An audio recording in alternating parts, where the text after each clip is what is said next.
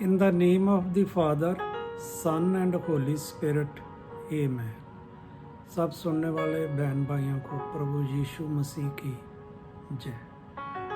ਅੱਜ ਅਸੀਂ ਪਵਿੱਤਰ ਸ਼ਾਸਤਰ ਦੇ ਵਿੱਚੋਂ 10 ਕਮਾਂਡਮੈਂਟ ਦੇ ਬਾਰੇ ਸਾਰਿਆਂ ਬਾਤਚੀਤ ਕਰਾਂਗੇ।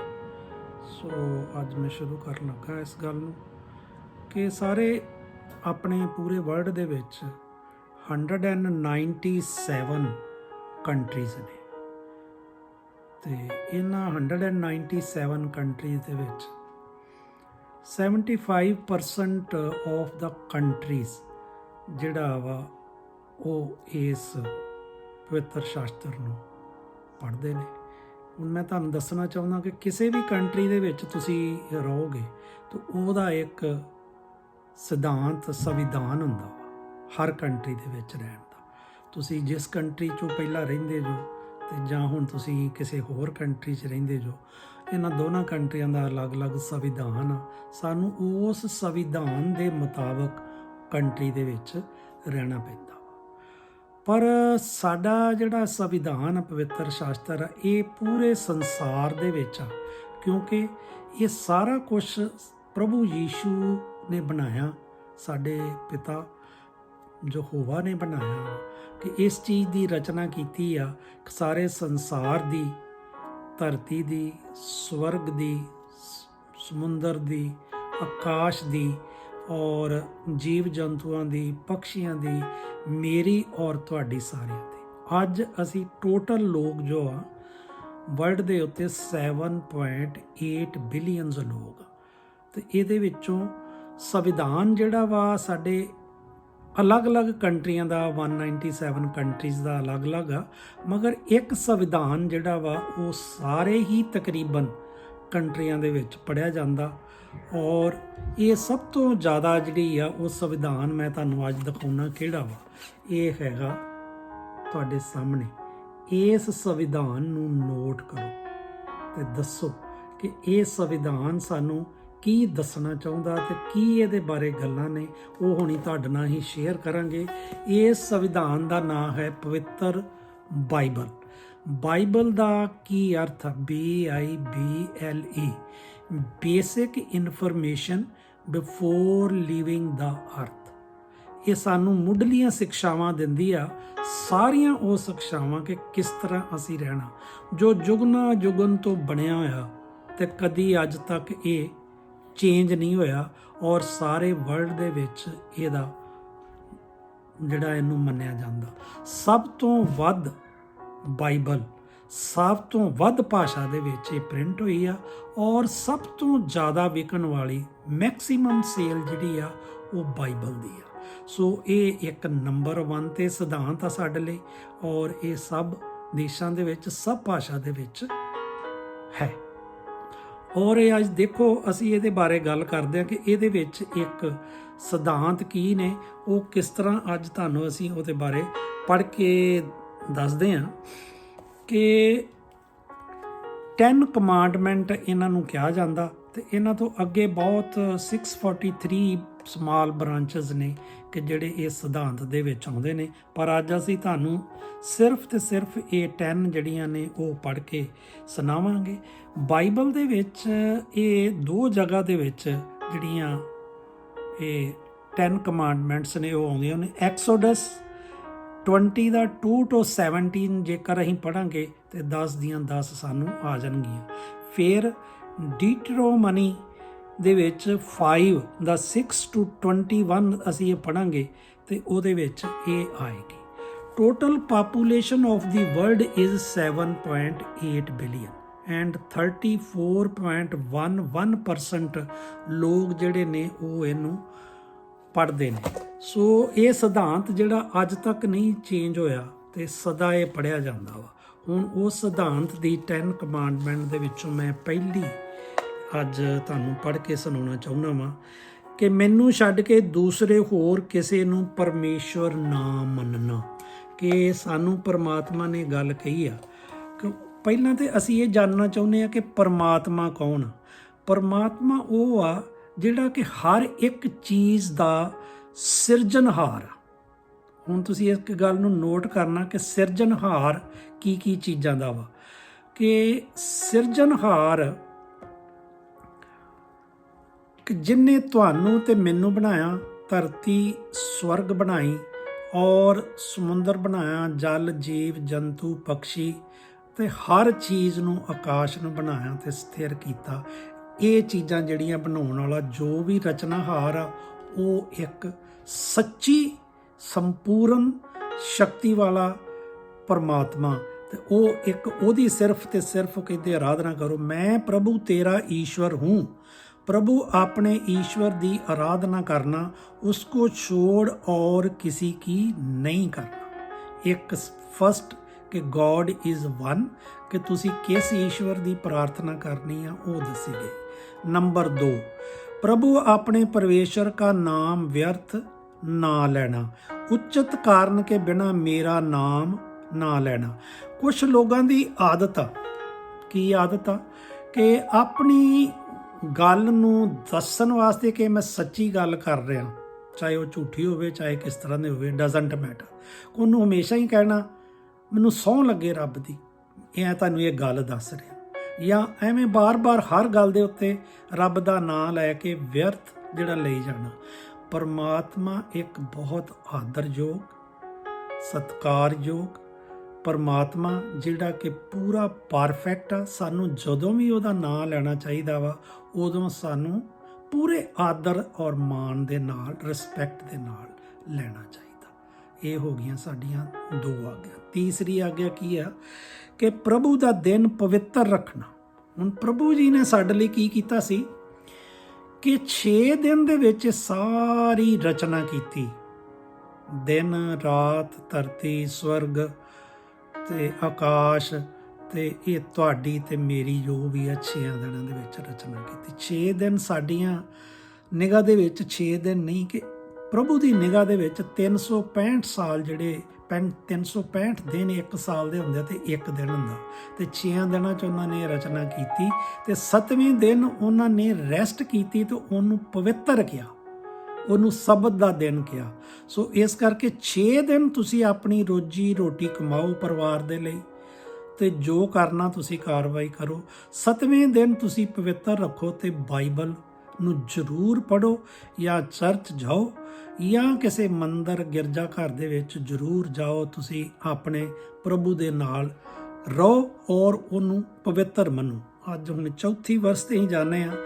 माता पिता का आदर करना, अपने माता पिता को प्रेम करना और उनकी आज्ञाओं का पालन करना।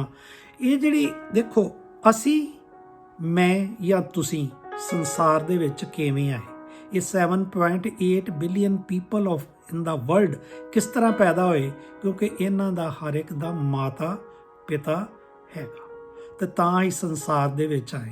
ਜੇ ਸਾਡਾ ਮਾਤਾ ਪਿਤਾ ਨਾ ਹੋਵੇ ਤੇ ਸਾਡੀ ਕੋਈ ਹੋਂਦ ਜਿਹੜੀ ਆ ਉਹ ਇੱਥੇ ਨਹੀਂ ਹੋ ਸਕਦੀ। ਇਸ ਕਰਕੇ ਸਾਨੂੰ ਮਾਤਾ ਪਿਤਾ ਦਾ ਆਦਰ ਕਰਨਾ ਚਾਹੀਦਾ, ਉਹਦੀਆਂ ਆਗਿਆਵਾਂ ਦਾ ਸਾਨੂੰ ਪਾਲਣ ਕਰਨਾ ਚਾਹੀਦਾ।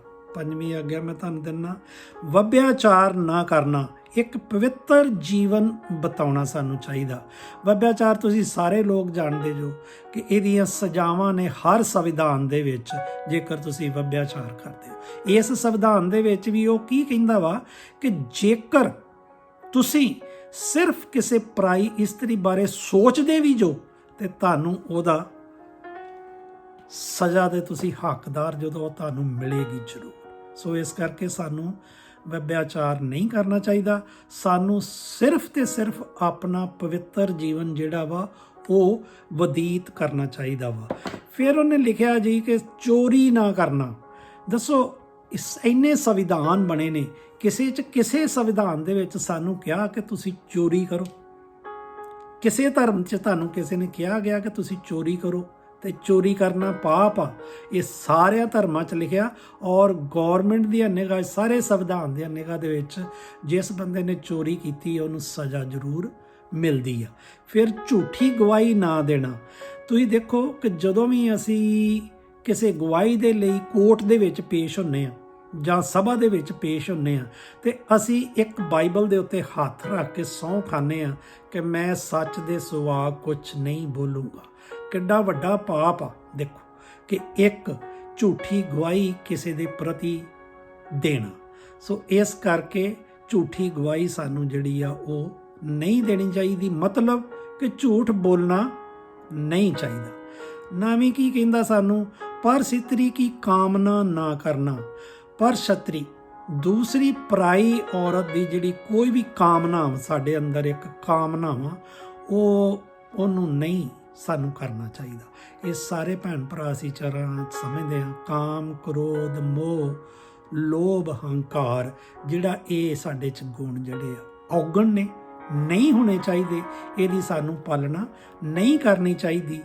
ਫਿਰ ਉਸ ਤੋਂ ਬਾਅਦ ਉਹਨੇ ਕੀ ਗੱਲ ਕਹੀ ਕਿ ਪਰਾਏ ਧਨ दूसरे के पास कुछ भी है उसकी लालसा नहीं करनी, पर लालच नहीं करना। ਇਹ ਸਾਨੂੰ ਜਿਹੜੇ ਨੇ 10 ਹੁਕਮ ਦਿੱਤੇ ਗਏ ਤੇ 10 ਹੁਕਮਾਂ ਤੋਂ ਬਾਅਦ ਸਾਨੂੰ ਇੱਕ ਗੱਲ ਬੜੀ ਸਪਸ਼ਟ ਕਹੀ ਹੈ ਕਿ ਸਾਨੂੰ ਆਪਣੀ ਜ਼ਿੰਦਗੀ ਦੇ ਵਿੱਚ ਕਿਵੇਂ ਰਹਿਣਾ ਚਾਹੀਦਾ। ਉਹ ਤੁਹਾਨੂੰ ਅੱਜ ਅਸੀਂ ਤੁਹਾਡੇ ਨਾਲ ਸ਼ੇਅਰ ਕਰਦੇ ਹਾਂ ਕਿ ਵੇਖੋ ਜਿਹੜੀਆਂ ਇਹ ਗੱਲਾਂ ਨੇ ਇਹ ਸਾਰੀਆਂ ਪਰਮਾਤਮਾ ਵੱਲੋਂ ਨੇ ਕਿ ਸਾਨੂੰ ਕਿਵੇਂ ਜ਼ਿੰਦਗੀ ਜਿਹੜੀ ਆ ਉਹ ਬਤੀਤ ਕਰਨੀ ਚਾਹੀਦੀ ਆ।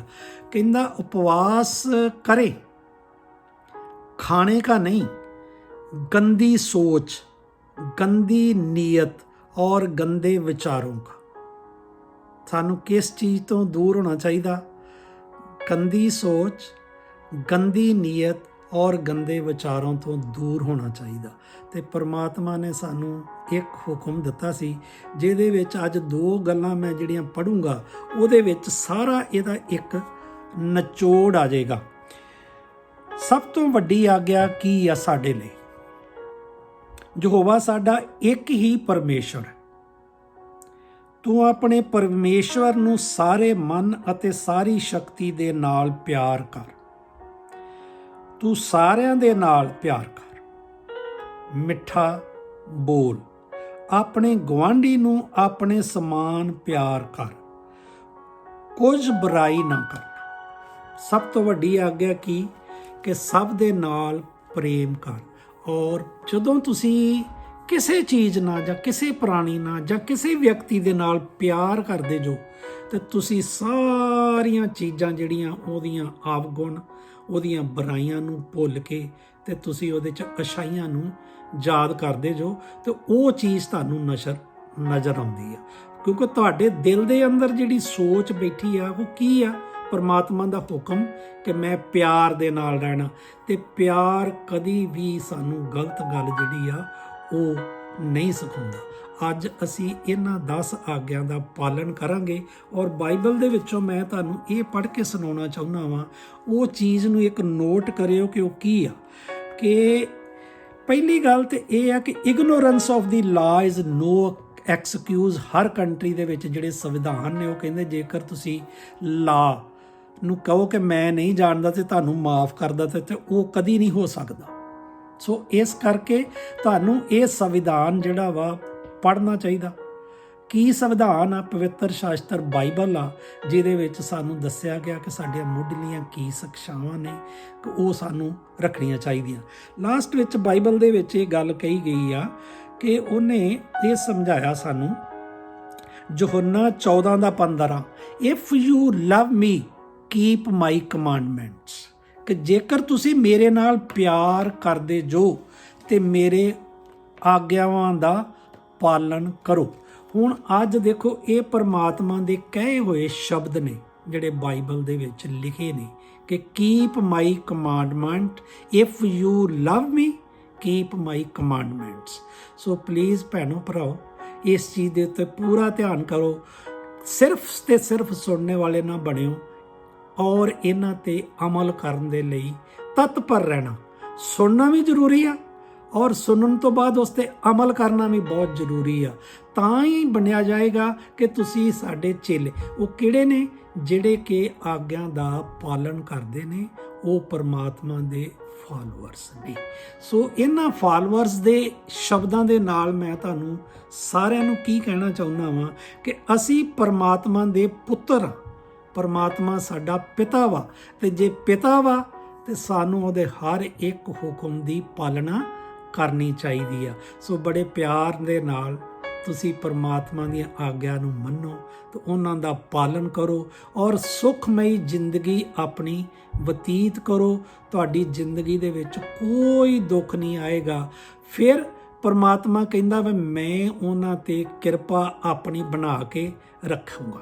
ਕੀ ਹੋਇਆ? ਸਾਨੂੰ ਮਿਲਿਆ ਕਿ ਜੇ ਅਸੀਂ ਆਗਿਆ ਦਾ ਪਾਲਨ ਕਰਦੇ ਹਾਂ ਤੇ with the grace of the God we will get the salvation. So ਇਹਨਾਂ ਚੀਜ਼ਾਂ ਦਾ ਸਾਡਾ ਨਿਚੋੜ ਅਸਰ ਇੱਥੇ ਆ ਕੇ ਨਿਕਲਿਆ ਕਿ ਸਾਨੂੰ ਸਾਲਵੇਸ਼ਨ ਜਿਹੜੀ ਆ ਉਹ ਪਰਮਾਤਮਾ ਦੇ ਹੁਕਮਾਂ ਦੀ ਪਾਲਣਾ ਕਰਨਾ, ਰੋਜ਼ ਬਾਈਬਲ ਨੂੰ ਪੜ੍ਹਨਾ ਔਰ ਅੱਛੀਆਂ ਹਰਕਤਾਂ ਕਰਨੀਆਂ, ਤੇ ਸਾਨੂੰ ਪਰਮਾਤਮਾ ਦੇ ਫਾਲੋਅਰਸ ਪੁੱਤਰ ਬਣ ਕੇ ਰਹਿਣਾ, ਉਹ ਸਾਨੂੰ ਸਾਰਾ ਇਹਦੇ ਵਿੱਚ ਮਿਲਦਾ।